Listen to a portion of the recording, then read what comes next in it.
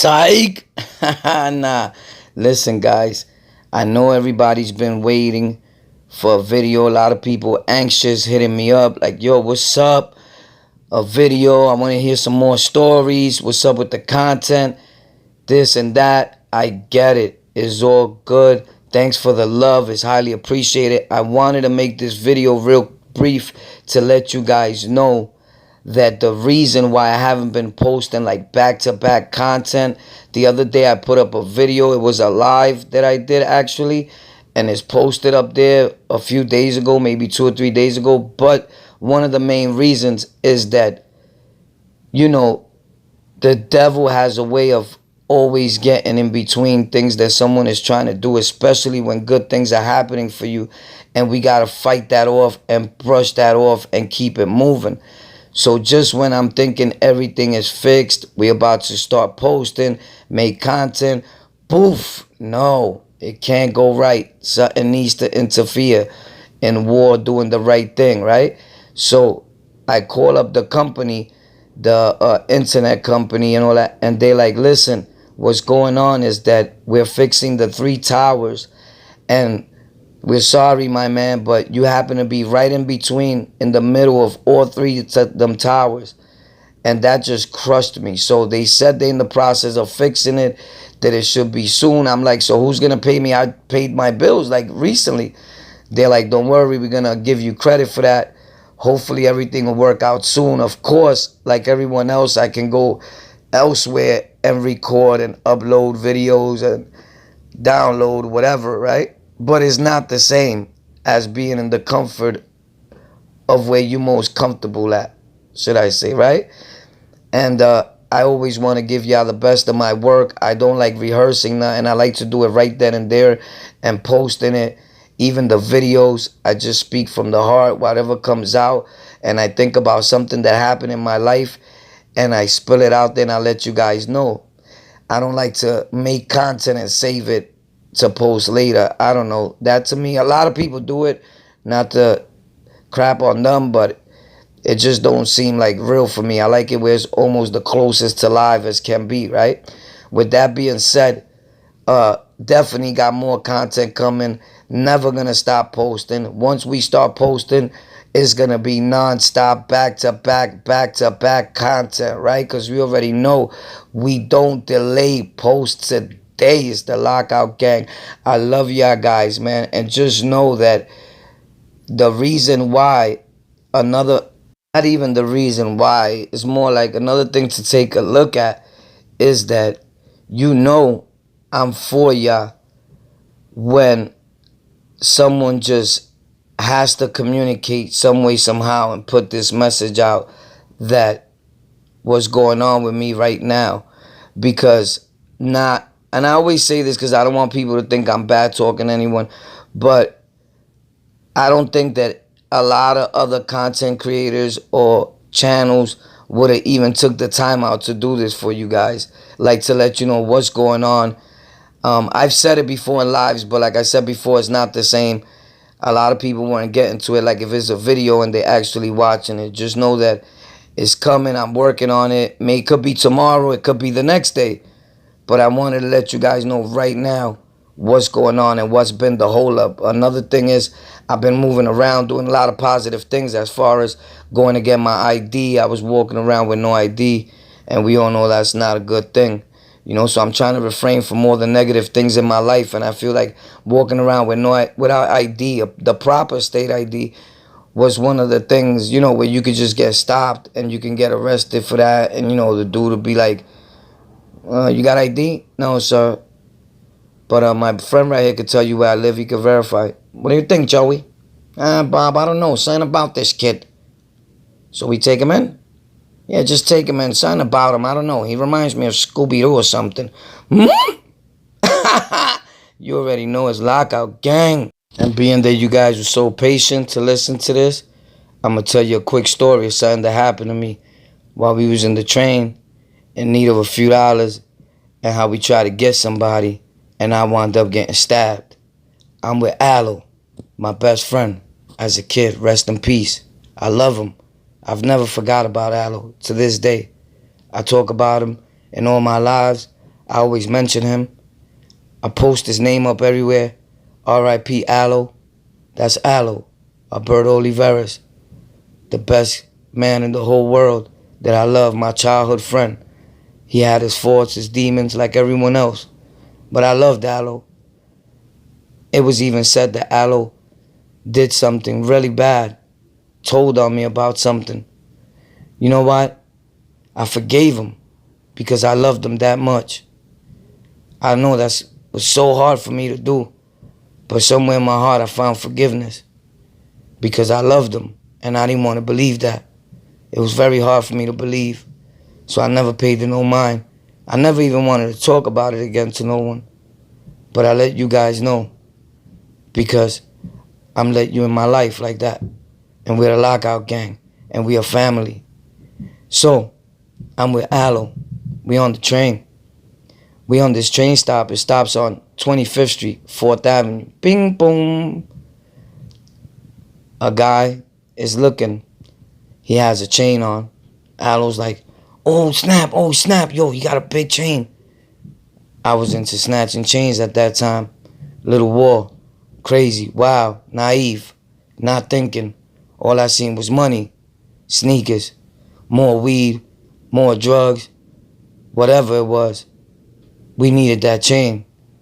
So Aloe asks the dude, what you looking at? But in Spanish, que mira? The guy's like, I'm not looking at you. I'm telling Aloe, we got to do it now. He's like, nah, let's follow him. We follow him. He goes to a block where the precinct is at, on 29th Street and 4th. He walks down the block, right in front of the house while he's opening the door. I put him in a headlock. Boom! Bring him down. Take his chain. We start running. Guess what? At one point, we slow down, start walking. I tell Aloe, go ahead. Get a cab. He runs to flag down a cab.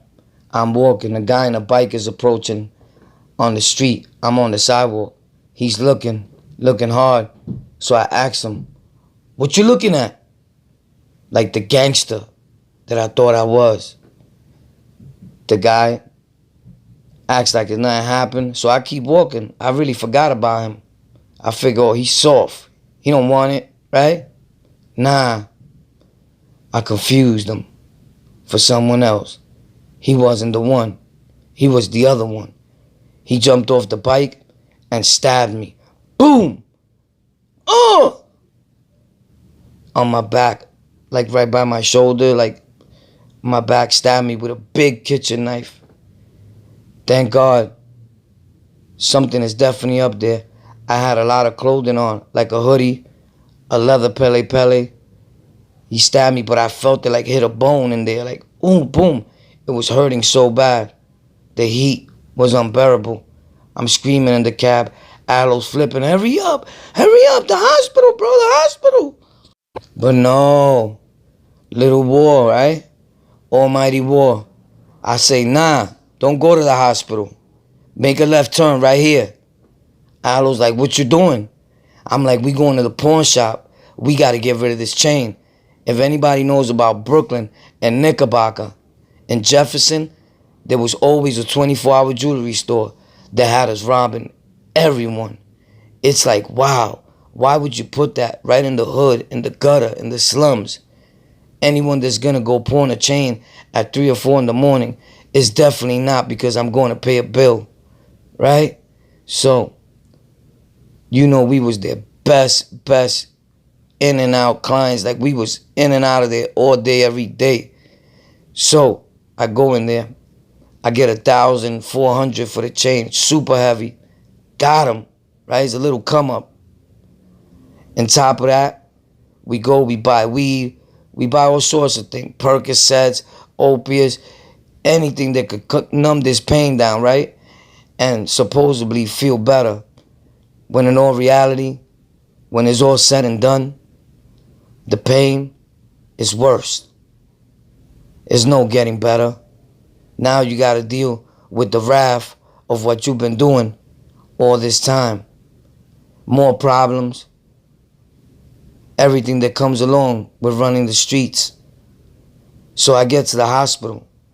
They tell me what happened. I said I fell. They wasn't buying that. You fell? Yeah, I went to do a wheelie on a bike and I landed on a gate. I didn't know what to tell them people because I knew they was about to call the cops. That's what was happening already. You go in there for an incident, they call. So we at this hospital and I'm gushing blood. I'm losing so much blood. I'm feeling weak. Whatever I took and was in my system was no longer working. It was starting to fade away. I was starting to feel again, like they took forever. And I had lost so much blood from going to Knickerbocker and then to the hospital, right? My blood was everywhere. So I'm telling Aloe, I think they calling the cops. A few minutes later, someone comes and says to Aloe, they about to call the cops. So I don't know what you guys did. I told Aloe, we gotta go. This hospital's too close to where that just happened to. We need to go to a hospital in another borough. Back in the days, if you did something in Manhattan, they wouldn't know about it in Brooklyn. Like all the precincts didn't have like a clear way of communicating. Like they weren't really up to date with, I guess, technology. It was backed up, right? Nowadays, you do something in Brooklyn, you're done. And all the boroughs know what happened. And they looking for you. It wasn't like that back then, if anyone remembers. So what we do, we get up and we go to the next hospital, jump in another cab, boom, take me to another hospital, but not right here, in Manhattan. The dude is like, what? You're gonna die. I'm like, go. So we driving, make it to the other hospital. They stitch me up. They're like, bro, you almost died. You lost a lot of blood. If I'm not mistaken, they said I lost about a pint of blood or something like that. I don't know. Maybe I'm exaggerating. Maybe I forgot. Who knows? The bottom line is this. I felt, and partly was, very, very close to dying. I felt as I was gone. I was already thinking about my whole life. It flashed right before my eyes and my... All that for nothing. You know, I say for nothing. Yeah, it was a little come up, but as I think about it, it was childish. It was dumb. That guy worked hard for his money. Probably worked really hard for his chain. Probably was a gift from his family.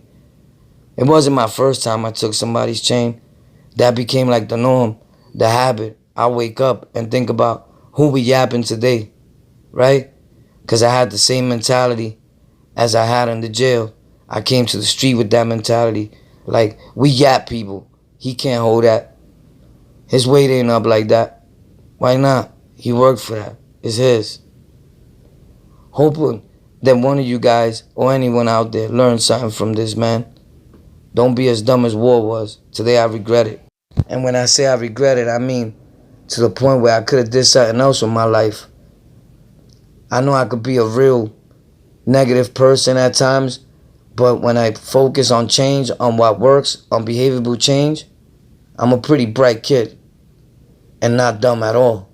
Most people from the hood, the streets, the gutter, the slums, they've been in jail, prisons, and institutions. We're one of the brightest people in the world. We just don't see it ourselves. Other people see it. Hoping it's not too late for no one out there. Just know I love y'all guys, and I did this with love. And at the same time, to tell y'all what was going on and give y'all a little story at least. Right? We make it work with what we got. I love you guys. My name is Warpath. This is on the Lockout. Lockout gang! We in the building. May your higher power bless you. Always.